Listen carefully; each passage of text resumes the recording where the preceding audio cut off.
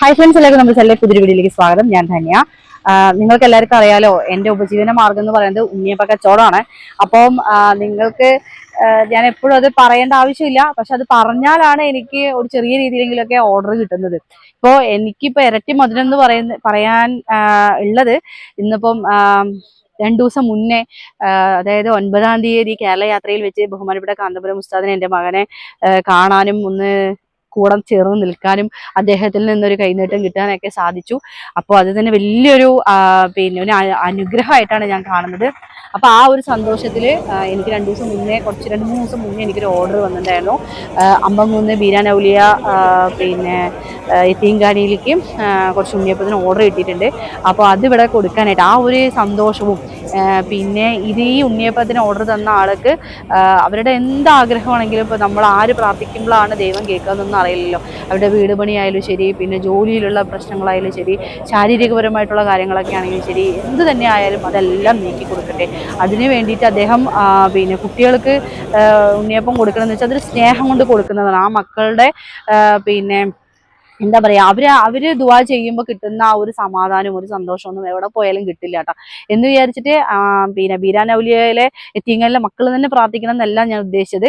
പക്ഷെ അങ്ങനെ പാവപ്പെട്ട മക്കൾക്ക് കൊടുക്കുമ്പോൾ കിട്ടുന്ന ഒരു പുണ്യം എന്ന് പറയുന്നത് പൈസ കൊടുത്താലൊന്നും കിട്ടില്ല. അപ്പോൾ എനിക്ക് പറയാനുള്ളത്, ഇതുപോലെ നിങ്ങൾ പറയുന്ന സ്ഥലത്ത്, അതായത് ഏകദേശം ഞാൻ എത്തിപ്പെടാൻ പറ്റുന്ന സ്ഥലങ്ങൾ ഞാൻ പറയാം. ഉണ്ണിയപ്പം കൊടുക്കാനായിട്ട് മണ്ണാർക്കാട് വരെ ഞാൻ വരുന്നുണ്ട്.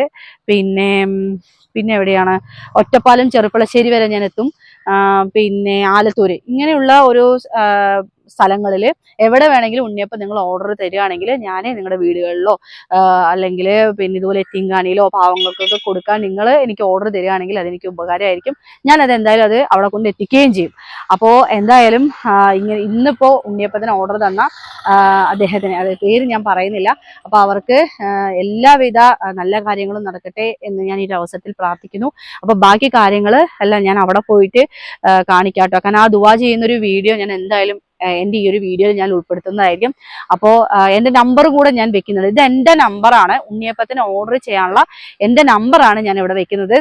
നിങ്ങൾക്ക് എങ്ങാനും ഓരോ സ്ഥലങ്ങളിലേക്ക് എത്തിക്കാൻ ഉണ്ണിയപ്പം ഓർഡർ തരാൻ ആഗ്രഹം ഉണ്ടെങ്കിൽ തരിക, ഞാനത് എത്തിച്ചു കൊടുക്കാം. അപ്പോൾ ഇതുപോലെ യത്തീംഖാനയിലൊക്കെ കൊടുക്കുകയോ അല്ലെങ്കിൽ അവർക്ക് ഭക്ഷണത്തിനൊക്കെ ആഗ്രഹമൊക്കെ ഉണ്ടെന്ന് വെച്ച് കഴിഞ്ഞാൽ നിങ്ങൾ ബന്ധപ്പെട്ട ആളുകളെ വിളിക്കുക, സംസാരിക്കുക. അപ്പോൾ എന്തായാലും ഞാൻ അവിടെ പോയിട്ടുള്ള ബാക്കി വീഡിയോ ഇടാം. മധുരവും ഭക്ഷണവും മറ്റ് സംഭാവനകളും നൽകി മനസ്സുകളെ സന്തോഷിപ്പിക്കാനെത്തിയ ഈ കുടുംബത്തിന്റെ എല്ലാ ഹലാലായ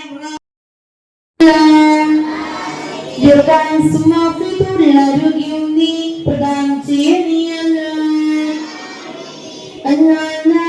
യോഗ്യക്കുമാരുടെയും വിത്തുമാരുടെയും മനസ്സിലുള്ള എല്ലാ ഹലാലായ മുറാദുകളും നീ ഹാസ്യാക്കണീയല്ല.